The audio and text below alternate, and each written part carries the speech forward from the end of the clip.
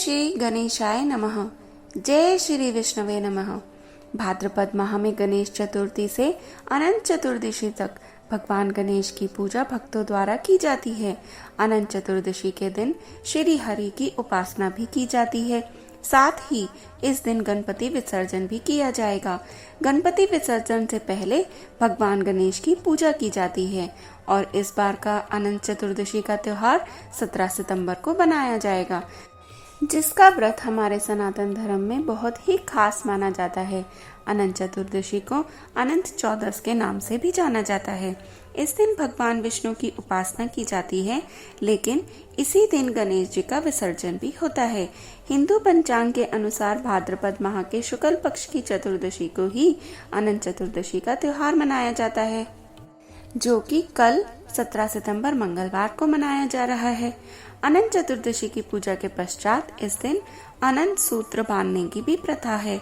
यह खास सूत्र कपास या रेशम का बना होता है और इस सूत्र से 14 गांठें बांधी जाती हैं और इस दिन भगवान गणेश से जुड़ी कई झांकियां भी निकाली जाती हैं। तो आइए इस बड़े ही महत्वपूर्ण त्योहार की सही तिथि और उसके शुभ मुहूर्त की जानकारी ले लेते हैं।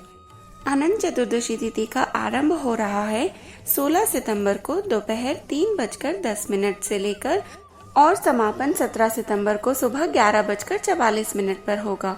उदया तिथि के अनुसार अनंत चतुर्दशी इस बार 17 सितंबर मंगलवार को ही मनाई जाएगी। अनंत चतुर्दशी के दिन ही गणेश जी का विसर्जन भी किया जाता है। इस दिन गणेश जी के विसर्जन के लिए सबसे शुभ मुहूर्त दोपहर 3:20 से लेकर शाम 4:50 तक रहेगा। ये अत्यंत ही शुभ मुहूर्त है और आपको कुल 1 घंटा 30 मिनट का समय मिलेगा।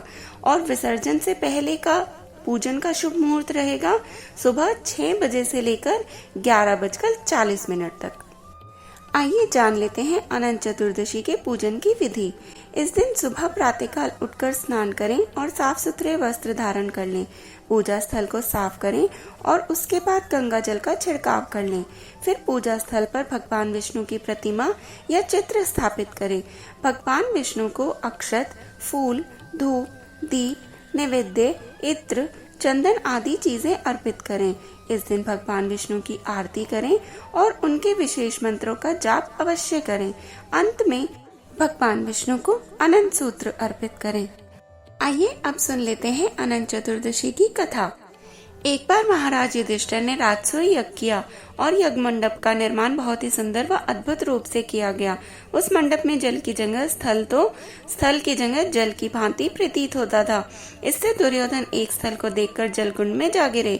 द्रौपदी ने यह देखकर उनका उपहास किया और इस कटु वचन से दुर्योधन अत्यंत आहत हो गए और इस अपमान का बदला लेने के लिए उन्होंने युधिष्ठिर को द्यूत अर्थात जुआ खेलने के लिए बुलाया और उन्हें छल से जीतकर पांडवों को 12 वर्ष का वनवास दे दिया। वन में रहते हुए उन्हें अनेक कष्टों का सामना करना पड़ा। एक दिन वन में भगवान कृष्ण युधिष्ठिर जी से मिलने के लिए आए। युधिष्ठिर जी ने उन्हें सब हाल कह बताया और इस विपदा से निकलने का मार्ग भी पूछा। इस पर भगवान कृष्ण ने उन्हें अनंत चतुर्दशी का व्रत करने को कहा और कहा कि इससे करने से आपका खोया हुआ राज्य आपको मिल जाएगा। इस वार्तालाप के बाद श्री कृष्ण जी युधिष्ठिर जी को एक कथा सुनाते हैं। प्राचीन काल में एक ब्राह्मण था और उसकी एक कन्या थी जिसका नाम सुशीला था।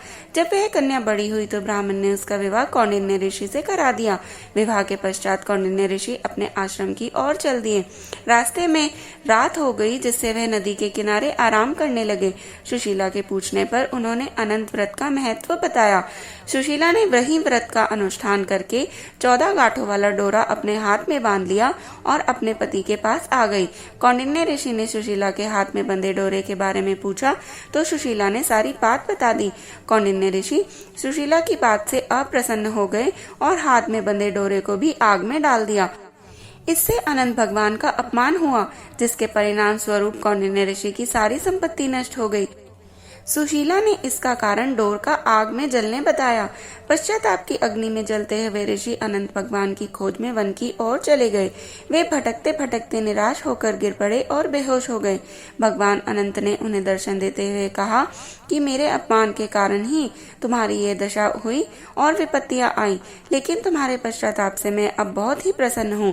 अपने आश्रम में जाओ और 14 वर्षों तक विधि विधान से मेरा यह व्रत करो, इससे तुम्हारे सारे कष्ट दूर हो जाएंगे। कौंडिन्य ऋषि ने वैसा ही किया और उनके सभी कष्ट दूर हो गए और उन्हें मोक्ष की प्राप्ति भी हुई। श्री कृष्ण की आज्ञा से युधिष्ठिर ने भी अनंत भगवान का व्रत किया, जिससे पांडवों को महाभारत के युद्ध में जीत मिली। तो बोलो भक्तों, अनंत भगवान की जय।